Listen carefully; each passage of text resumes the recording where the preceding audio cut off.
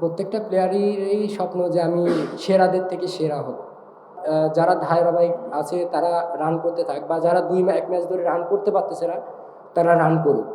না, মোটিভ আসলে একটা প্লেয়ারের মোটিভ সবসময় থাকে ভালো করার জন্য।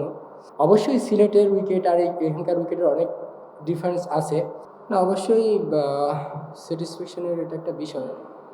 বিকজ একটা প্লেয়ার যখন ৫০টা টেস্ট খেলে ফেলবে, সিলেটে যেভাবে আমি বোলিং করছি, অবশ্যই এটা আমার মানে একটা প্লেয়ারের জন্য না, মানে ভালো জিনিস না। এতগুলো টেস্ট খেলার পরে এরকম বলি, তারপরে কামব্যাক করছি, আসলে এটা একটা ভালো লাগার বিষয়। আর সবচেয়ে বড় বিষয়টা যে টিমকে আমি হেল্প করতে পারছি। ওই যে ওই সেকেন্ড সেশনটা তো আসলে ভালো লাগে। তারপরে ওদের যে ক্র্যাম্প হলো, দীর্ঘ যে ক্র্যাম্প হলো, ক্র্যাম্পের বাইরে চলে গেল, ওইটা একটা দিনের টার্নিং পয়েন্ট ছিল। তারপরে আপনার টাই বোলিং করেছেন কয়েক ওভার, তারপর আপনার উইকেট করেছেন। না, আসলে টার্নিং, ওটাও একটা টার্নিং পয়েন্ট হইতে পারে।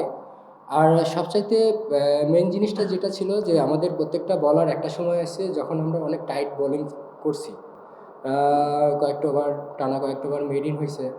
তো আসলে এই মুভমেন্টগুলো একটা টেস্ট ম্যাচে খুবই ইম্পর্টেন্ট। যখন একটা পার্টনারশিপ বোলিং হয় তখন হয়তো একটা উইকেট পড়ার চান্স থাকে, হয়তো বা সেই কাজটা হয়েছে। আপনি সিলেট একটা টেস্ট কনফারেন্স একবার বলেছিলেন যে আপনি আমাদের বুড়ো বানাই দিয়েন না, মানে এটা 2023 এর শেষের দিকে। তো আবার ওখানে বলছিলেন যে মনে হয় যে 400% উইকেট। এখন আপনার যে অবস্থা ক্যারিয়ারে বাংলাদেশের, ওই হয়তো সবচেয়ে বেশি টেস্ট উইকেট আপনার হয়ে যাবে নাকি 246। তো টেস্টটা যখন নামে আপনার মোটিভটা কি থাকে? না, মোটিভ আসলে একটা প্লেয়ারের মোটিভ সবসময় থাকে ভালো করার জন্য। তো আসলে আমার কাছে মনে হয় যে একটা প্লেয়ারের সবচেয়ে ইম্পর্টেন্ট জিনিস যেটা হচ্ছে ডিসিপ্লিন।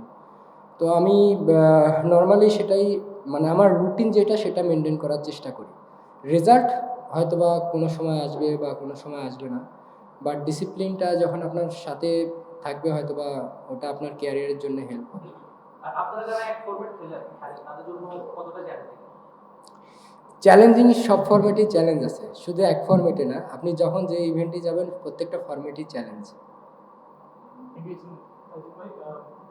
সিলেটের সাথে এই এই পিচের তো নিশ্চয়ই কিছুটা ডিফারেন্স হবে, বাট আপনি কিছু কি ডিফারেন্ট, মানে কোনো কিছু ডিফারেন্টলি করেছেন আজকে, স্পেশালি থার্ড সেশন যেরকম প্রায় 16 ওভার আপনারা দুজন, আপনি 9 বোলিং করে 18 রান দিয়ে 2 উইকেট, ওই টাইমটা অনেকটা জিম্বাবুয়েকে আপনারা আবার কাটাতে পেরেছেন।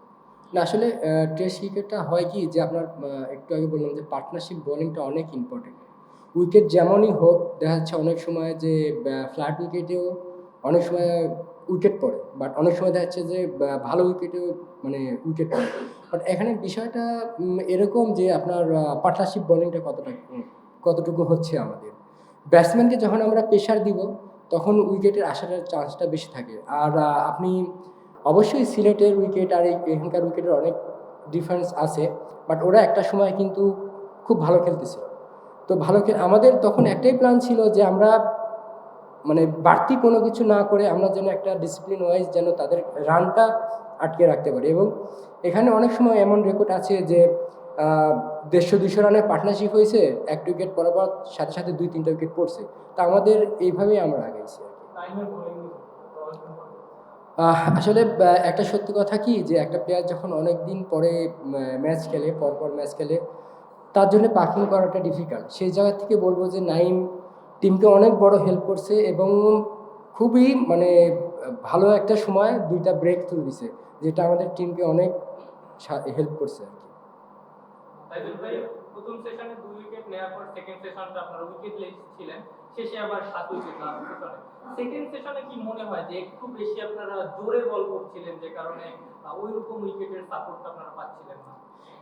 না, না, না, বিষয়টা এরকম না। বিষয়টা হচ্ছে যে যখন একটা বলের সিম বা বল পুরান হয়ে যায় তখন এক ধরনের থাকে, আবার নতুন বল যখন হাতে পাবো তখন ইয়েটা আরেক রকম থাকে। তো সব কিছু মিলে যে আমরা যখন পুরান হয়েছে বল তখন আমরা কতটুকু রান সেভ করে থাকতে পারি, বা আমরা যখন নতুন বল পাবো তখন আসলে এরকম উইকেটে খেলাটা ডিফিকাল্ট। তো আমরা আসলে রানটা কন্টিনিউ করার চেষ্টা করতেছিলাম। আরেকটা প্রশ্ন ভাই, সিলেটে আপনি বাজে বল করেছেন, আপনি নিজেও স্বীকার করেছেন এবং তারপরে সোশ্যাল মিডিয়ায় অনেক বেশি ক্রিটিসিজমের শিকার হয়েছেন। আমি জানি না আপনি দেখেছেন কিনা। আপনার কাছে কি মনে হয় যে আপনার ক্ষেত্রে মানুষ একটু বেশি জাজমেন্টাল হয়ে যায়, একটু দ্রুত আমার কাছে মনে হয় এতগুলা টেস্ট খেলার পর বা আলহামদুলিল্লাহ যে কয়টা উইকেট হয়েছে, একটা ম্যাচ দেখে যারা মানে ক্রিটিসিজম করে আমার মনে হয় না তারা খেলা বোঝে। তাইজুল, একটা ম্যাচ খারাপ গেছে বলছেন আপনি নিজেও, এরপর ফাইবার দেখাবে কতটুকু আপনি ক্রিকেট টিমের সন্তুষ্ট, আর একসময় হ্যাট্রিকের সম্ভাবনা তৈরি হয়েছিল, একটু আফসোস আছে? আফসোস বলতে নাই, প্লেয়ারদের মানে হ্যাট্রিক আসলে জীবনে বারবার আসে না, হয় না, একটু খারাপ লাগতে পারে, বাট আলহামদুলিল্লাহ যে টিমকে হেল্প করতে পারছি। আরেকটা ব্যাপার হচ্ছে ক্যারিয়ারের ১৬তম ফাইবার এটা, সামনে শুধু সাকিব আল হাসান নিশ্চিতভাবে সাকিবকে ছাড়িয়ে যেতে চাইবেন, সর্বোচ্চ উইকেটেও সাকিব আপনাকে এগিয়ে কাছে রাখবেন আপনি। আপনি মানে কি চান ক্যারিয়ার শেষে কতগুলো উইকেট চান বা কোথায় খেলতে চান? তো প্রত্যেকটা প্লেয়ারেরই স্বপ্ন যে আমি সেরাদের থেকে সেরা হব। তো আমার মনেও এটা চায় যে আমি কতটুকু ভালো করতে পারলাম। তো আসলে প্লেয়ারদের জীবনে সত্যি কথা বলতে কি স্যাটিসফ্যাকশন জিনিসটা আসে না যতক্ষণ না আমি অনেক দূর যাইতে পারবো। তো আমার ক্ষেত্রে যে আমি চেষ্টা করবো যে যত দূর যায় আমার মানে সাকিব ভাইকে ছাড়াইতে হবে। সাকিব ভাই অনেক কিছু করছে দেশের জন্য, বা সামনেও করবে ইনশাল্লাহ, এই দোয়াই থাকবে। তো তো চাই সবাই ভালো করুক, সাথে সাথে আমরা সবাই যেন টিমকে হেল্প করতে পারি। সিকান্দার ভাই, তাইজুল, আমরা যেভাবে দেখছি যে সিলেটে যারা ওদের ইউনিটটা খুব একটা খারাপ না, তারা ভালো করছে। তো সেই অনুযায়ী এখানে কিন্তু আপনারা প্রথম দিন থেকেই স্পিনাররা বেশ অ্যাডভান্টেজ পেয়েছেন, সেই বিবেচনায় এবং উইকেট বিবেচনায় তারা কতটা এফেক্টিভ হতে পারে, আমাদের জন্য কতটা চ্যালেঞ্জিং হতে পারে আগামীকাল? হ্যাঁ, অবশ্যই তারা অনেক ভালো টিম। তাদের আপনি বোলিং লাইন আপ দেখলে দেখবেন যে তারা ভালো লাইন লেন্থে বল করে। সেদিক থেকে কন্ডিশন আমাদের সেই হিসাব করলে দেখা যাচ্ছে, আর আমরা আজকে যেভাবে কামব্যাক করছি আলহামদুলিল্লাহ, তো তারপরেও আমি মনে করব যে কালকে এরম উইকেটে আমাদের ভালো পজিশনে থাকাটাই স্বাভাবিক। আমরা যদি চেষ্টা করি বা আমরা যদি ভালো শুরু করতে পারি, ইনশাআল্লাহ আমরা ভালো পজিশনে থাকবো। তাইজুল, কিছুক্ষণ আগে তামিম একটা স্ট্যাটাস দিয়েছেন যে আপনাকে বলছেন ক্রিকেট দুনিয়ার সবচেয়ে আন্ডাররেটেড ক্রিকেটার। আপনার কাছে মনে হয় কিনা আপনি অনেক বেশি আন্ডাররেটেড? হ্যাঁ, আমার কাছেও এটা মনে হয়। কারণ কারণ এটা আপনারাও হয়তো ভালো জানেন আমার চেয়ে। একটু আগে বলছেন যে এই উইকেট ব্যাট করা কঠিন হতে পারে, কারণ যে রানটা তারা করছে একদিন খেলে পেয়েছে টেস্ট ক্রিকেট তো ডেটার ইম্পর্টেন্ট, একটা বিশেষ করে ফেলেছে সামনের সময় সাথে উইকেট খারাপ হতে পারে, আমাদের ব্যাটসম্যানের উপরে টাচে নেই। আপনার কাছে হচ্ছে চ্যালেঞ্জিং মনে হয় কারণ কোথাও তার করতে হবে, আপনি কনফিডেন্স করতে আছে এই দল বা এই ব্যাটসম্যানরা আরো না, আমি কি বলছি খারাপ মানে ব্যাটিং? হতে পারে? আমি এই কথা বলছি? মানে আমি তো এই কথা বলিনি যে ব্যাটিং।